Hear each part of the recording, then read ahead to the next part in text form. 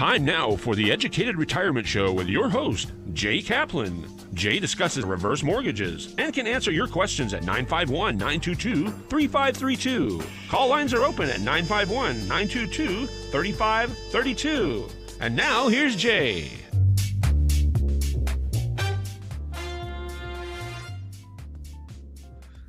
Well, good afternoon, everyone. This nice Friday afternoon. Just getting a little bit before Christmas here. I guess next Friday's Christmas. Is that correct? I think so. Yes, it is. Yes, it is. And guess what? That was you just heard. No, hear it. Maybe I only heard him. But he and I will both be working here. So welcome to the Educated Radio here on KMET 1490 AM, where we contemplate retirement, whether it's here or whether it's coming, and how to prepare for it, how to best stay successfully retired. Please give me a call, email, or visit, because we're not going to talk much about my business here today. Dr. Heckham. Well, let's start with the phone now.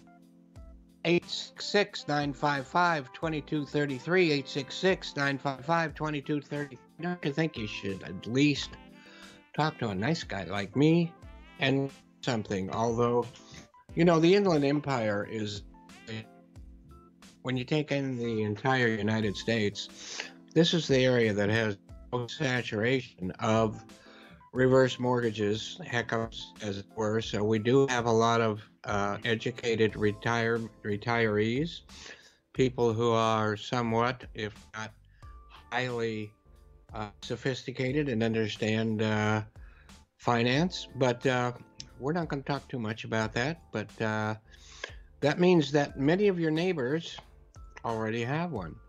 So anyway, take a look at the site, drheckham.com or theeducatedretirement.com, and take a look at all the shows that are down there.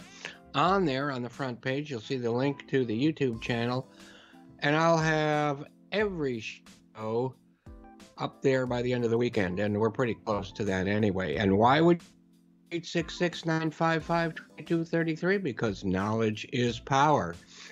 And my day job is as a loan officer. I don't sell real estate.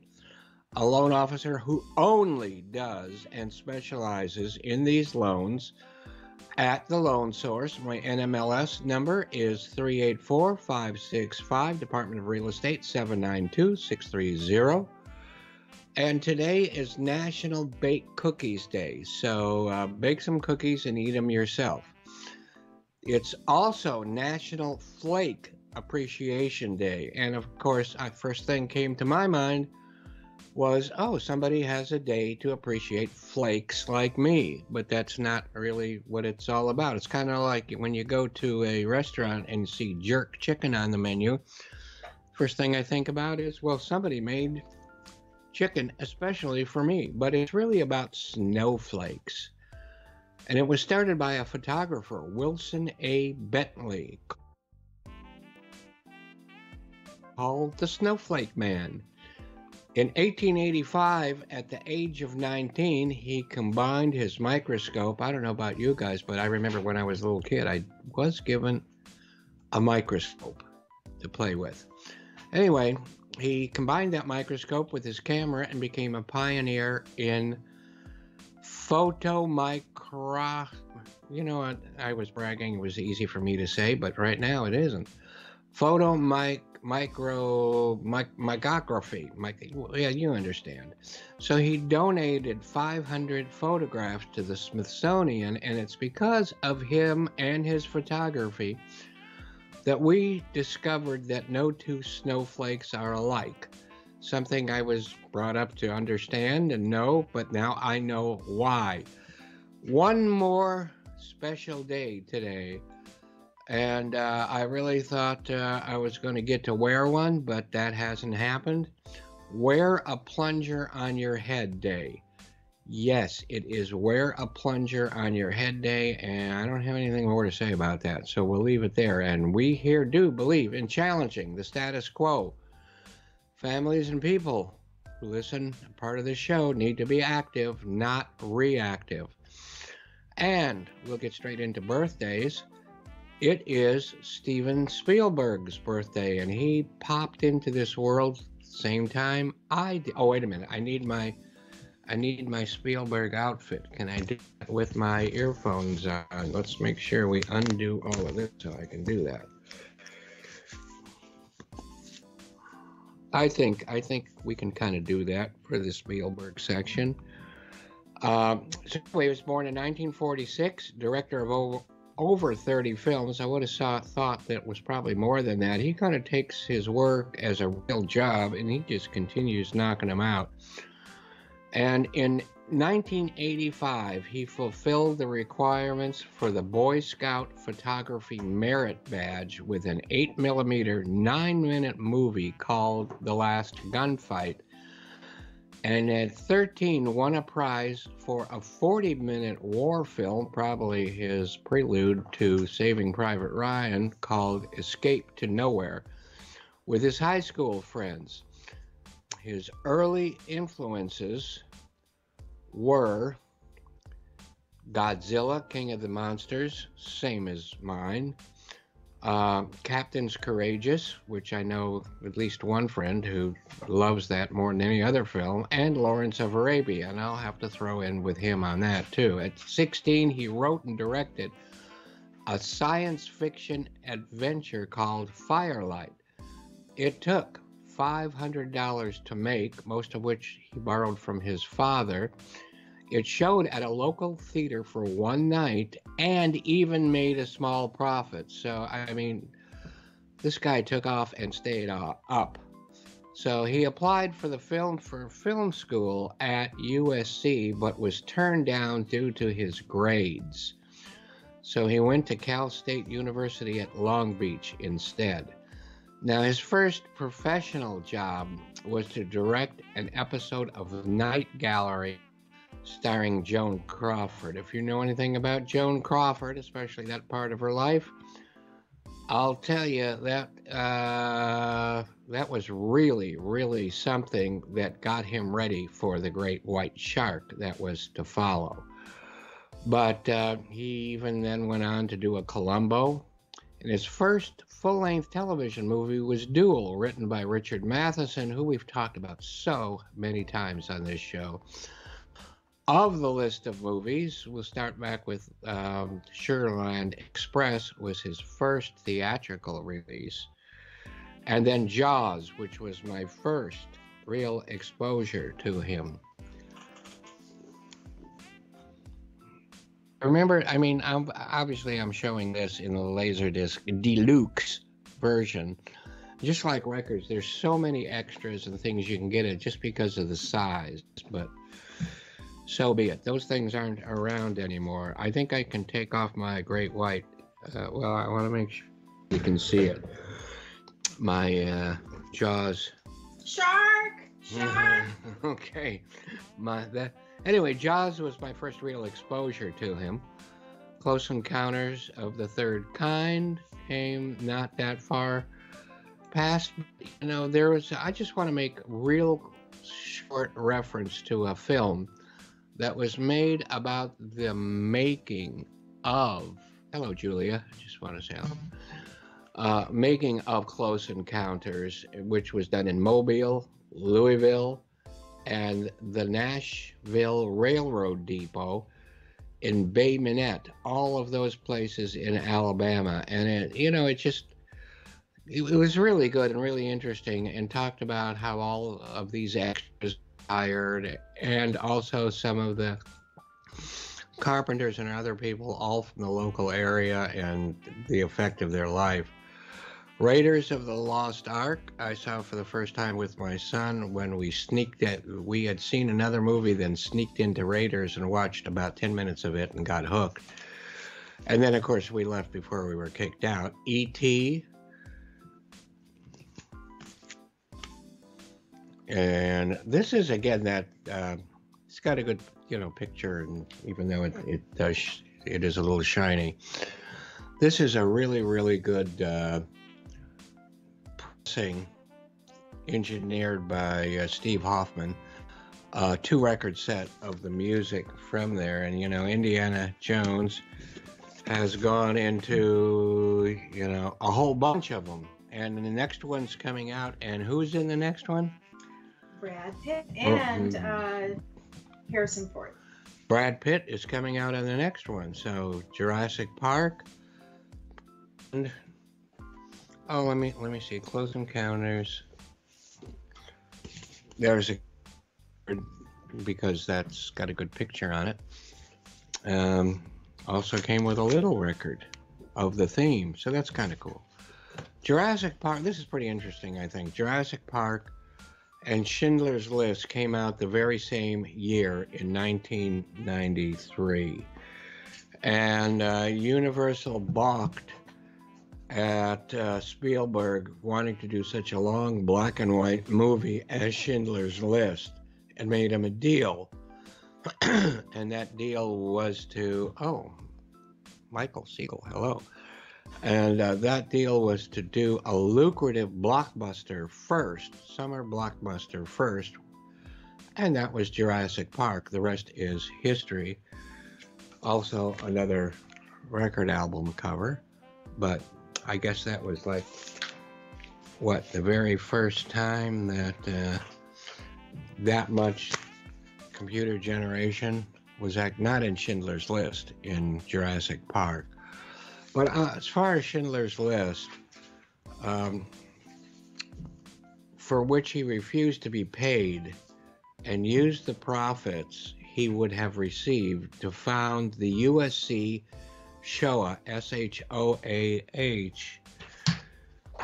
Foundation, just to give a quick look at that. So I guess he told them at USC. He came back and got him. But, you know, that was established in 1994 to remember and to honor the survivors of the Holocaust by collecting personal recollections, and you heard some of those in Schindler's List, with audio and video interviews. And I was looking up some things, and there was one line that popped up. I don't even know who said it, but I think it's pretty timely. Came out of that foundation. When hate goes unchecked, it becomes accepted.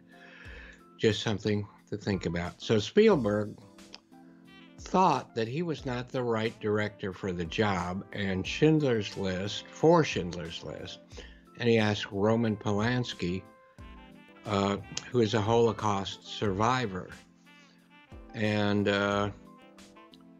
Polanski himself was a Holocaust survivor whose mother was killed in Auschwitz. Polanski, I think, would have done a good job myself. I love most of the Polanski stuff I've seen. Polanski turned it down to make his own Holocaust film, The Pianist, which earned him the Best Oscar for Direction in 2003. Sidney Pollack was also asked and also passed. But Martin Scorsese said yes, and I'm kind of thinking about what kind of movie Martin Scorsese would have turned that into. And again, I think it would have been a good one. But then Spielberg decided he was ready, and what a great film that is. What great music, what great everything that is. So there. I thought some interesting points about that film. Then he turned to War of the Worlds. Nah, not then, but just some more. There's War of the Worlds.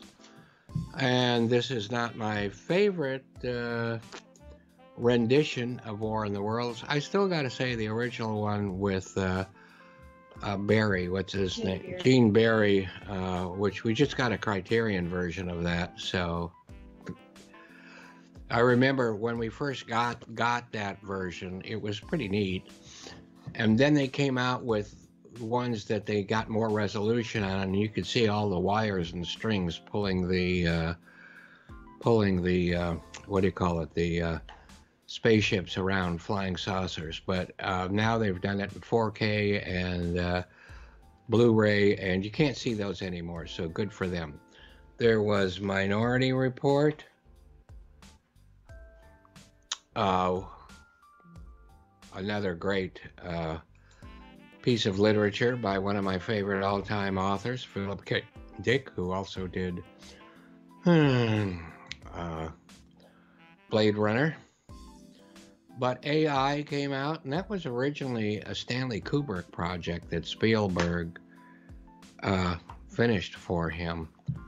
Yeah, here's a look at that one. Then The Post, Bridge. I love these one. The Post, Bridge of Spies. He was just knocking them out all over the place. Ready Player One. Now, I really, really enjoyed Ready Player One. And in that, it kind of lets you know, hey, if you don't have this kind of culture, forget it. Because if you did not know what Godzilla would do in a specific situation or how to use Atari, you were not qualified to be able to save our world. So that was pretty cool, I thought.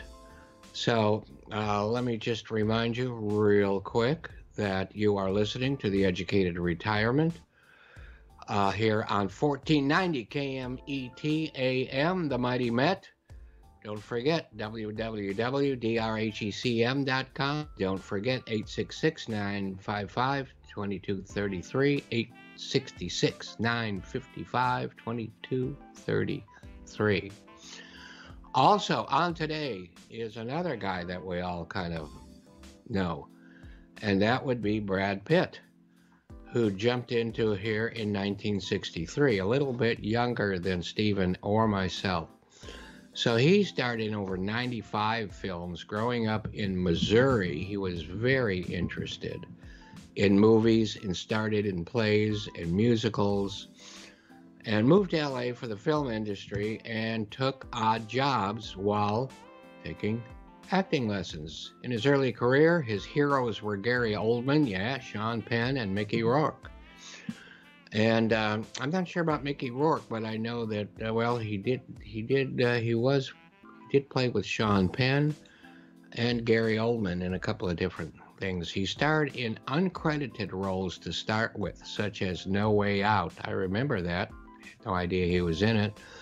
And then starred in TV soaps and sitcoms, graduating to TV movies. He won numerous awards, including the Best Supporting Actor for Once Upon a Time in Hollywood, which, as you've heard me before, I didn't appreciate that much, but his role was very good.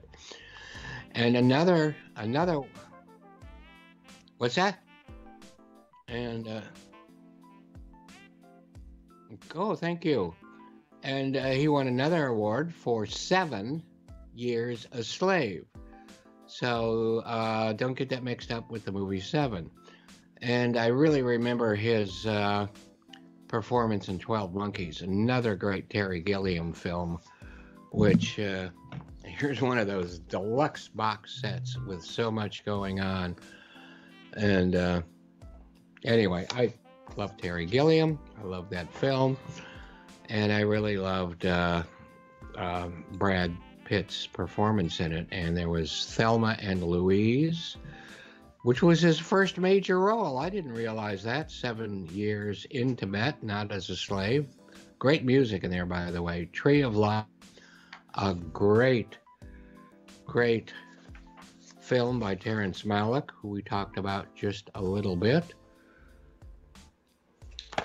before. And he played with Sean Penn in that. And then 7, Fight Club.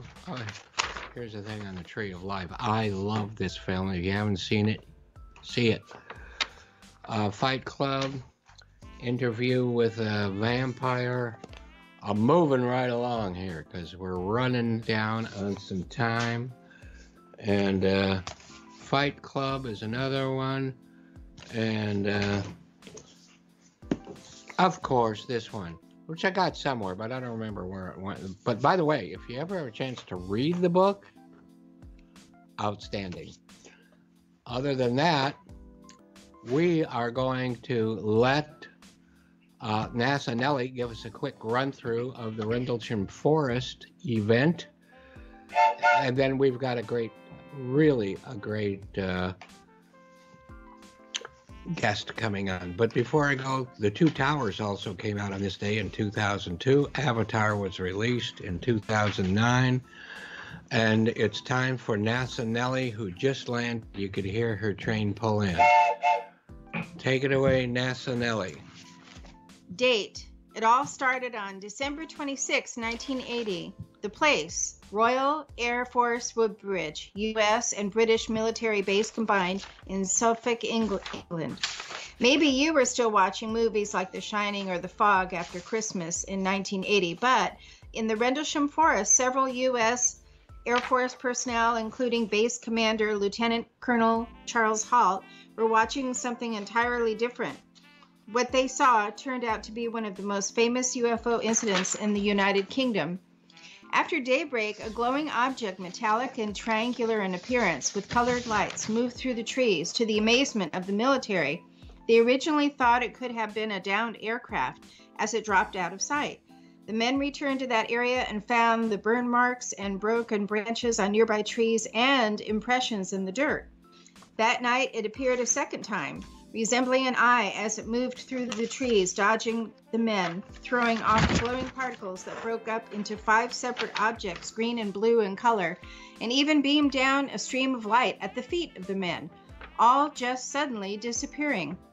A fascinating, complete report was left on tape by Halt during the entire sighting, in his own words, in real time. There were several additional witnesses, including Sergeant Jim Peniston, one of the first responders who claimed he not only saw the object, but even touched the surface. He recorded the entire encounter in his notebook, including drawings of the craft. At the time of the sighting, he claimed, "No sound, no air disturbance, takeoff, unknown speed, impossible." John Burroughs, another military witness, along with Jim, authored books about this remarkable occurrence, along with journalist Nick Pope, who was employed by the British Government Ministry of Defense, responsible for investigating UFO sightings to determine challenges to security. There have been not only books, but films, TV interviews, and training lectures highlighting the strange sighting, as well as debunking articles. It is also still considered to be the best documented UFO encounter to this day. So there.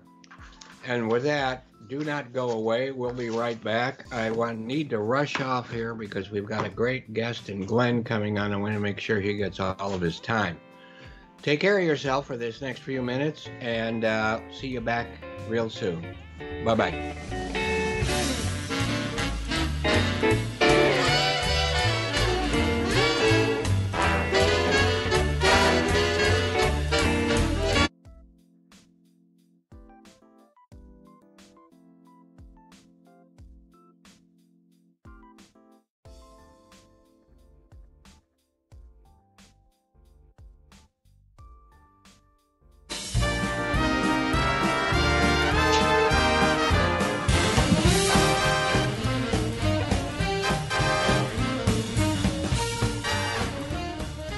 Thank that. I hate to break in, but I'm gonna anyway. But our guest today is Glenn Bowie, and he wrote a book that we're going to talk about. He's been a great mentor for a lot of people that I know very well. Personally, we haven't met yet, but I'm looking very forward to meeting him a little bit now and a lot more in the near future. So I'm going to read you I could read so much about this man that there's no time for him to talk. So I'm going to try to just get into it a little bit, and then we'll introduce him. But he's as a business solutions consultant in the wireless industry. And I'm reading this from what other people are saying. That's in his book. It's been a career studded with stellar accomplishments. And he was one of the first to win Next Communications' coveted President's Council Award times. He was a Triple Crown winner at Sprint consecutively over 12 months, and he has earned over 200 sales awards to date. So we need to listen to this man, including a Nextel award that was actually named for him, being called, that award being called Make It Happen. So after Sprint's purchase of Nextel in 2005, Glenn contributed to the continued growth of his division as a top sales producer on Sprint's charts. And since of 2020, he has a major account. He is major account executive for T-Mobile. That's who I use. I've been with them since they started. And the gigantic new owner of the Sprint brand, he volunteers at Los Angeles Area Chamber of Commerce, and there's so much more. I'm gonna back off right now, and we're gonna let Glenn say hello. Hello, Jay. How are you? Thank you for having me. It's a pleasure and an honor to be here with you. I think it's an honor for us to have you here. We're gonna. Is there any? I know there's a lot more. I could go on reading over and over, like that you serve on the board of directors for the Tournament of Roses Foundation, and also the Pasadena City College Foundation. I could go on for the whole half hour here, couldn't I? Well, we could. Yeah, we could.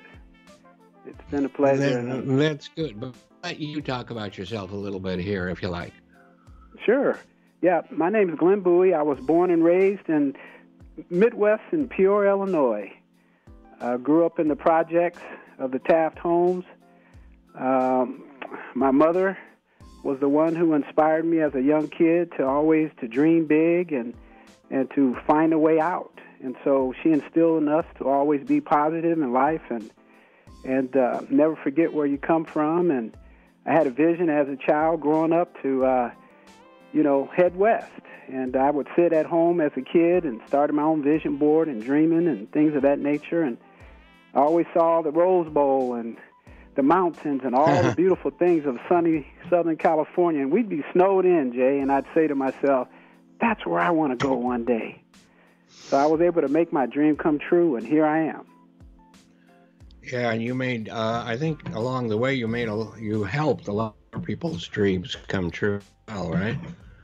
Oh, yes. That's always been my focus in life, is that life is what you make it, but it's always been about giving back and making a difference in someone else's life. And that's been my motto, and that's what I believe in, and I'm just blessed and thankful. My faith has gotten me to where I am today, and I've always believed that if you can help someone else along the way, and finding mentors, many people have helped me get to where I am today, and I'm just very honored. And now I'm in the position now to be able to give back and help someone else is just truly, truly rewarding. Become so highly recommended by many friends of mine as someone who they really treasure your friendship. I'm just looking at a line out of your book here where Mr. Nightingale says, and this is like reflective of you, your rewards in life will always match your service. So beautiful thing to have said about you. So, and don't focus on your rewards, focus on service to others, and the rewards will follow. That even came from you, right? Yeah, well, I tell you, that's always been my motto for sure. And John Combs was the president of the West Region for Nextel, and he's a dear friend of mine. And he wrote that up for me, and I asked him to do the introduction to the book, along with Blair Underwood, who wrote the foreword. And the book's dedicated to my mother. But definitely, I've learned at a young age of being of service to others, because I was in the hotel business. As I was putting myself through school and college, I would come back and wait tables. And so that was the inspiration of paying it forward and being of service to others. I realized the value of that. And there is plenty of value in there. So I know you've written this book. I don't know if there are others or if there will be others, but tell us about that part of your of your life. Sure. With the books and how people can get a hold of them, Sure. etc. Yeah, definitely. It's on Amazon.com. It's called The Art of Speaking into Existence. It's my life story. It's the hook of the book is from the projects to prosperity, life lessons learned along the way. So it's about dreaming big. It's about setting goals. It's about overcoming in life your situation or your circumstance. But most importantly, you have to be in action to make something happen in your life. And that's what that's what this book is really all about, to inspire and to motivate the next generation. And but this what book I has try something to in do, it for everybody. But I don't always get there, so I need more of your help. Yeah. Well, And this book. I hope we get to know each other a little, quite a bit more here in the coming months and years. Oh, definitely, definitely. And the beautiful thing that this book, I didn't realize that it was going to touch this many people. I've just launched it about a month ago, and it's getting great reviews on Amazon and feedback I'm getting on Instagram and Facebook, as well as LinkedIn.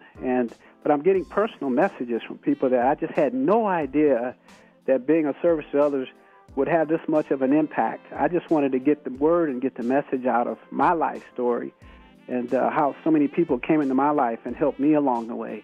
And I wouldn't be where I'm at today if it wasn't for others who helped me get to where I am. So I'm just very grateful. And you're passing that on to others and all others. So while we're talking about your book and how to get a hold of it, why don't you please give out as much of your contact information as you would like, and again, repeat how to get a hold of your book. Sure. Yep, it's on Amazon.com. You just type in Glenn with 2 N's, Bowie, B-O-W-I-E, and I'll come up, and the name of the book is called The Art of Speaking into Existence. I'm on all the social media outlets. You can also find me at GlennBowieSpeaks.com. GlennBowieSpeaks.com. Okay. Yes. That would be the best way to reach me. And you can leave your contact information, and I can follow back up if anyone wanted to have a conversation with me and so forth. Yeah, and I can't imagine why people wouldn't want to have more of a conversation with you. So, how long have you been in California? Sounds like a while, right? Well, I tell you, I came out here in 1984, December 2nd. And I was when waiting the snow was so bad back home, right?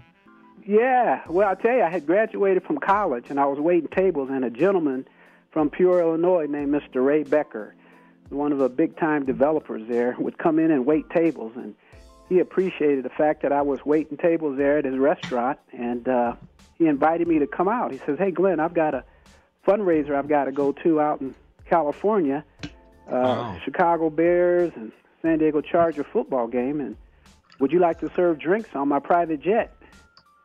Let me think about that a few minutes. Yes. There you go. So I came home and I told my mom, I said, "Mom, guess what? I'm heading to California." And she says, "You go for it, son. You make your dreams come true." And that's how I came back out here. The second time was we landed in San Diego. So that was an incredible experience. Yeah, it would be. And what part of California do you live in right now? You're part of the Pasadena thing, so I'm guessing you're in that part of the world. Yes, sir. Pasadena was calling my name with the mountains. Ever since a kid, it inspired me along the way. I always looked for things as a kid. You know, when you're snowed in a lot and you couldn't really go out much, and I'd always cut magazines tear newspaper magazines and, tear the inserts and put them up on the wall and so forth. And of all the things that I wanted in life, that inspired me. Yeah. And California was one of them. So I'm really actually living my dream. And part of that dream was to be able to take care of my mother. My mother's 90 years old. And wow, she's had God lupus for over 50 years. And she's a lot of people are are getting older and older all the time, and I think that is great. Hmm. Health is, is getting, and she's doing fine, and this COVID thing hasn't hit her at all, or people around you much, I hope.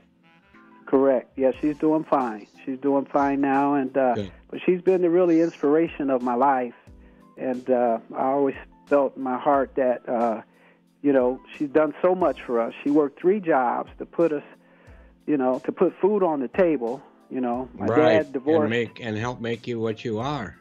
Yeah, and so our faith was strong. I mean, that's one thing we didn't miss was church every Sunday, and so she kind of gave us the foundation, and I never forgot that. And I saw her work 3 jobs just to put food on the table and clothes on our back, and I saw that she made a lot of sacrifices for her kids.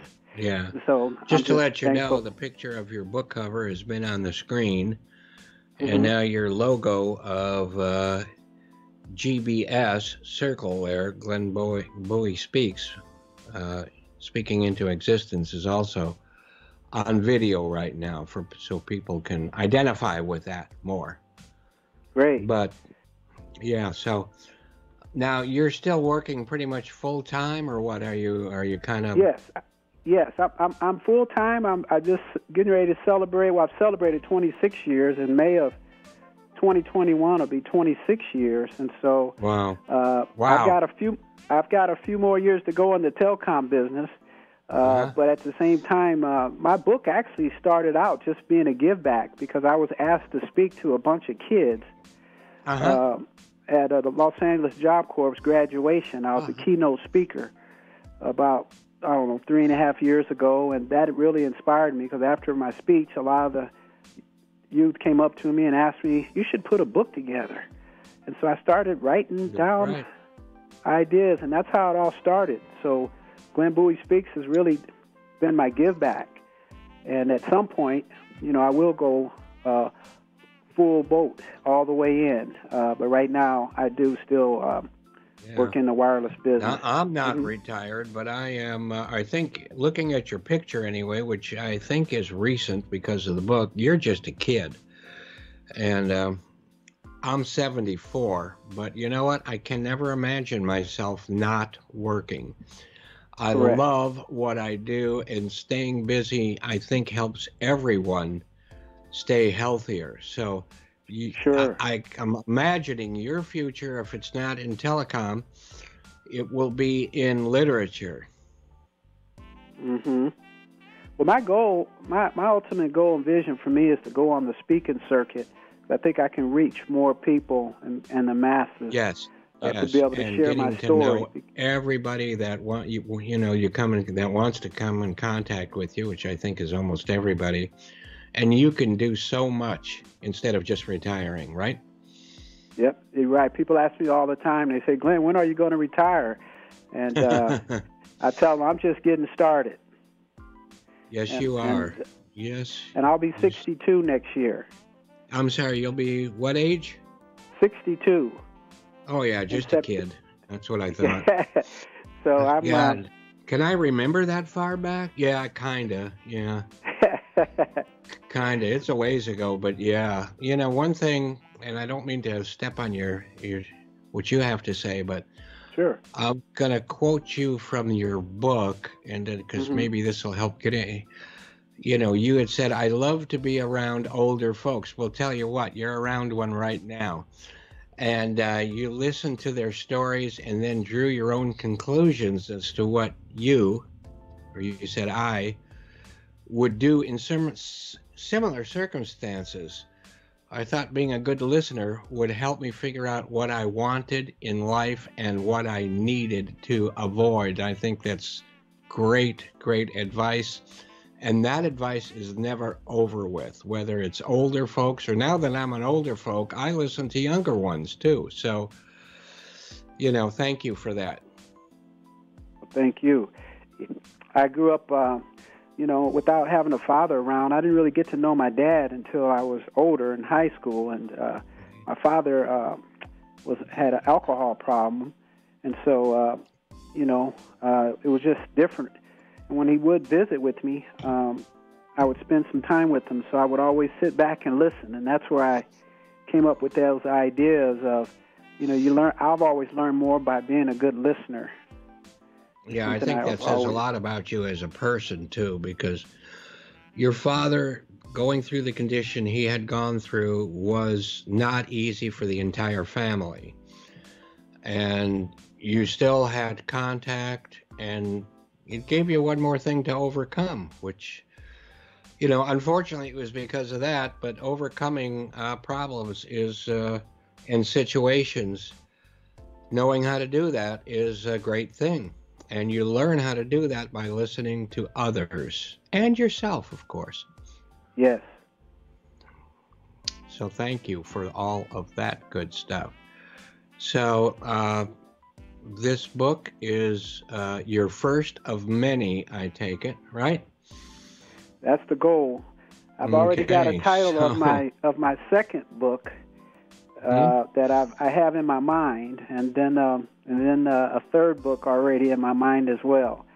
So, but right now I just want to enjoy these fruits of the first one, because I had no idea that it was going to make this type of impact this quick and this fast. But it did, and that's because of your talent and your giving, I think.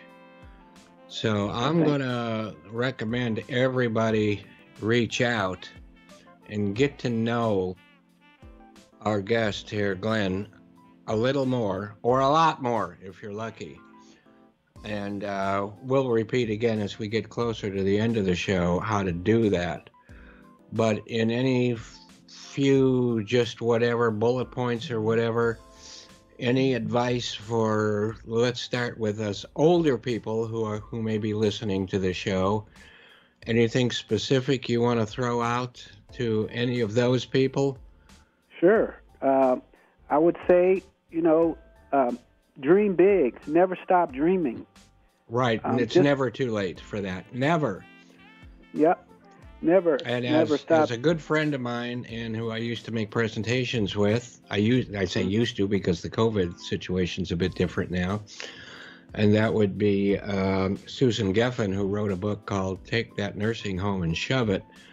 One thing she said at all of her get-togethers, which sometimes would be up to 300 people, that if you're alive, you have a future. And that's that. That's a good one. I like that a lot. And I said, and I'm reminded every day when I look at my mother, who's in a wheelchair, and she can't walk and she can't feed herself, but she has the most positive attitude and disposition of anyone I've known my whole life. That's more important than arms and legs and feeding yourself. So that's what I want to have as I get older, for sure. Yes. And of course, having a son like you, that's a big prize in life, isn't it? Yes, that's a real present for her to have. Yeah, well, thank you. I'm just honored that I was able to pay her back. And I told my mother that at a young age. When I left to come to California on that private jet, I told my mother, I said, Mom, I'm going to come back and get you one day. And she said, oh, son, you'll be married, and you'll have kids, you'll have your own family start. I said, well, you know what, Mom? No matter what happens in life, I'm going to come back and get you. So I fulfilled my purpose with her, and I'm continuing doing that now. So it's exciting for me to wake up and see that you're making a difference in someone else's life And how many private jets do you have right now? Pardon? How many private jets do you have right now? Well, I don't own I'm just any. joking. There are so many more important things than private jets. Sure. And you are one of those more important things. And I'm sure your mother and the rest of your family appreciate you also, right? Exactly, because I've learned at a young age that, it's not about the money, and it's not about, I tell kids and students that all the time, don't chase money. Chase your passion and the money will follow. Absolutely. Absolutely. And I feel so happy, or that what I'm doing is what I love to do. Mm-hmm. I matriculated 487 years ago in biology and specialized in marine ecology, and I've been in home loans ever since. I can't even keep a fish tank alive, but you know, I love it. I love what I'm doing. I love the type of business that I'm doing, which I'm not going to get into now because this is about you. But I feel I'm really helping people, and you know, I get helped at the same time. But it's just that's what life is all about. And we talked about advice to older people. How about, well, your book is really everything. We've probably gone over it, but anything specific for younger people? Sure. I always like to tell them that, you know, dream big, number one, and to be in action, and to, you know, think about what it is that you really enjoy the most in life. You know, what? Yeah, and keep what's that your going, passion? right? What is the one thing? You know, I have an older brother who's a classical trained piano player, an organist, and you know, he knew at a young age what he wanted to do, and he kept on it because learning how to play the piano ain't easy. Yeah. And did I ever tell you about how qualified I am on my musical instrument? No. Yeah, it's the stereo. And I got about 8,000 LPs, mostly jazz, classical, wow. on and on. So, but that's another story. That's about me, not you. But I mean, well, yes, it matters. Everything music. matters that you do. Make time too. I didn't mean to step on your step, but make time every day for what you really enjoy. That is so true. And it could be the simplest thing. It doesn't have to be anything big. I think the more simple things are, the easier it is, and that's what life is really about. I think, you know, the world we live in today's world is really about, we've come back to what's really important in life, and the simplicity of life now is really to appreciate life in each and every moment is and we should the never real forget treasure. that. Mm-hmm. And there's one guest who's coming back again, but he'll be on Christmas Day as pre-recorded, and then said on the show that we have to live in the present. And I know this didn't come from him originally, but we have to live in the present, and you wake up every morning opening your present. And so true. Yes. So true. But we're getting, well, we got a couple of minutes left. So before we do, can you imagine how fast this half hour went by? Oh, it's amazing how fast life is going by, I tell you. No kidding. The last 74 years have kind of, well, that's almost 75 if you're 74. I've been around 75. Went by pretty fast. And, I'll tell you, I got good memory. Sometimes I do remember being in the crib. I do. I do remember not the stroller, but I remember being in a baby carriage on 6 Mile Road in Detroit and looking up at the leaves. But ask me what we talked about 5 minutes ago, and I'm gone. But. Well, I tell you, it's been an honor to be here with you and your guests. I hope that they take time out to go and get the book, because I think that will kind of help understand the career path. And the book's about faith. It's about family. It's about community. It's about sales. It's about Hollywood. It's got a taste of. It's got a little bit of everything in it for everybody. I love it. But before we go, because the time is just banging by, give out all your contact information again and how to get a hold of the book, and just one more time. Sure. Yep. My name is Glenn, Glenn. Last name is Bowie, Bowie, like David Bowie. My mom almost named me Jim Bowie from the Bowie knife.